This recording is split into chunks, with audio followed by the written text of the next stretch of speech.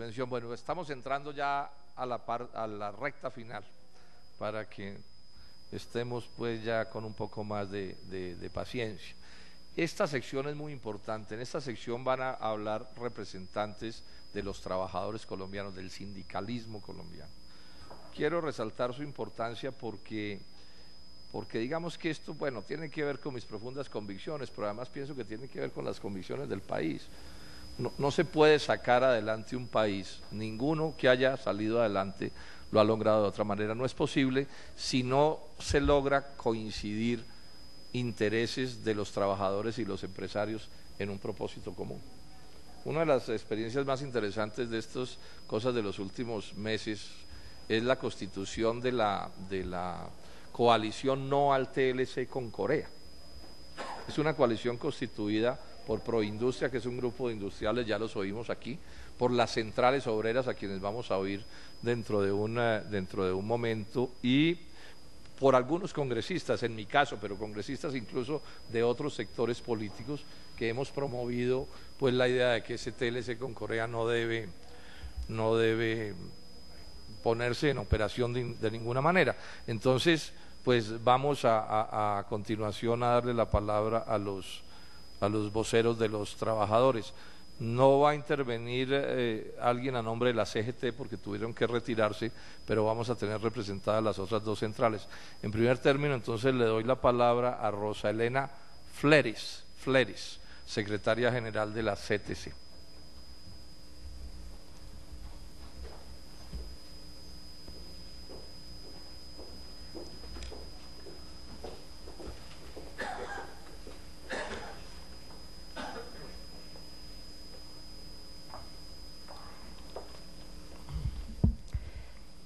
Muy buenas tardes para todos y para todas. Saludo fraterno, doctor Robledo, y para los miembros de la mesa.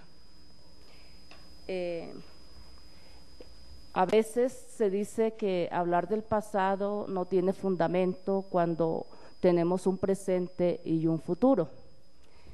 Sin embargo, desde las centrales sindicales, desde el movimiento sindical, desde los trabajadores y trabajadoras, cuando se habló de esa apertura económica, nosotros hicimos llamados, muchos llamados, y además también lanzamos muchos gritos, no solamente en la Plaza de Bolívar, sino en muchas plazas públicas, diciendo las consecuencias que traería este modelo. Y seguramente que en ese momento, como a veces se le tilda al movimiento sindical, a aquellos que decimos realmente lo que pensamos libremente, se nos tilda de locos, bulliciosos, guerrilleros, etcétera, etcétera. Pero en esos momentos nosotros sí veíamos qué iba a pasar con la industria nacional. Lo anunciamos muchas veces, sin embargo, no fue posible escuchar lo que hoy hemos escuchado aquí.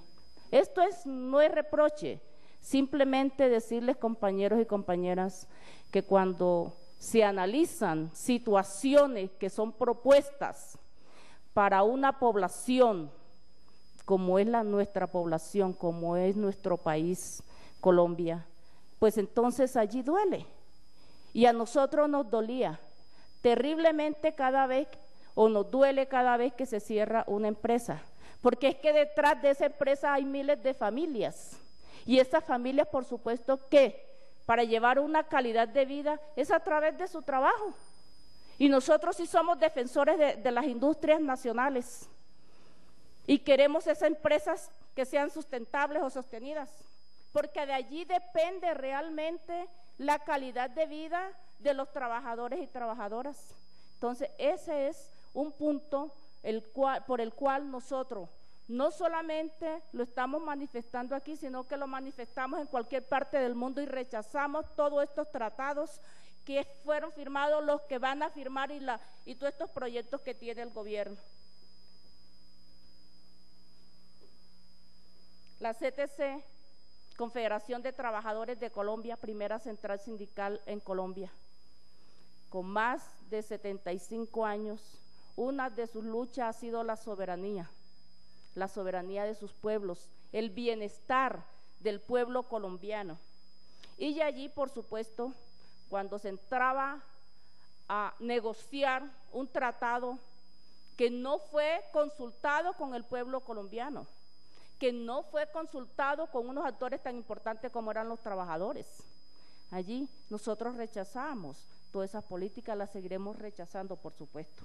Entonces veíamos que hubo una negociación tan desigual, cuando se hablaban de las empresas, en este caso, digamos, del sector agrario, del sector ganadero, cómo reciben subsidios, y nos poníamos al pie de nuestros compañeros y compañeras del sector agrario y veíamos con tantas dificultades que es aquí sembrar o recoger cosecha, cómo se endeudan y que además no solamente se endeudaban, sino que también le quitaban muchas veces sus tierras porque esas deudas no las podían pagar con sus cosechas, sino que en ese momento el Banco Agrario acaparaba todas estas tierras. Y, por supuesto, todo el sector ganadero también ha sufrido. Y esa es una crisis que la hemos vivido durante estos últimos meses, consecuencia de ese tratado firmado por Estados Unidos y Colombia. Y, por supuesto, este tratado que está ya allí con Corea va a ser muy difícil para los trabajadores y trabajadoras en Colombia. Van a cerrar, como lo dijeron aquí los empresarios, seguramente van a cerrar esas empresas. ¿Y esas empresas a quiénes afectan? Pues al pueblo colombiano. Entonces nosotros sí rechazamos totalmente, estamos dispuestos a continuar en las calles, en las plazas, decir que no estamos de acuerdo con estos tratados de libre comercio. Ahora se nos quiere prohibir aún también salir a las calles y manifestar y decir que no estamos de acuerdo con el tratado, como no estamos de acuerdo con muchas políticas que afectan al pueblo colombiano. Se nos quiere quitar ese derecho de salir a la calle. Por eso nosotros sí queremos, y recogiendo un poco de estas propuestas que se han manifestado aquí, quisiéramos que todas estas propuestas sean construidas con los trabajadores. No pueden ausentar los actores de las manos de obra de los productos nacionales. Se tienen que discutir. No volvamos a cometer esos errores con la ausencia del movimiento sindical, de los trabajadores. Cualquier propuesta tiene que ser tratada, discutida, construida desde el movimiento sindical, desde los trabajadores. Muchas gracias. Muchas gracias, Roselena. Yo voy a dar un testimonio aquí que es importante.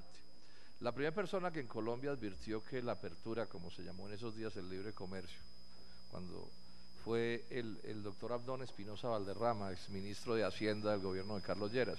Él en febrero del 90, antes de Gaviria, porque realmente la apertura empieza formalmente con Barco, él escribió un artículo en el periódico El Tiempo diciendo, primero, sobre la apertura, esto nos lo impone el Banco Mundial a la brava, so pena de no darnos un crédito, el Challenger se llamaba en esos días. Y lo segundo que dice es, Abdón Espinosa, dice, nos van a volver cisco, tanto en el agro como en la industria no vamos a poder competir.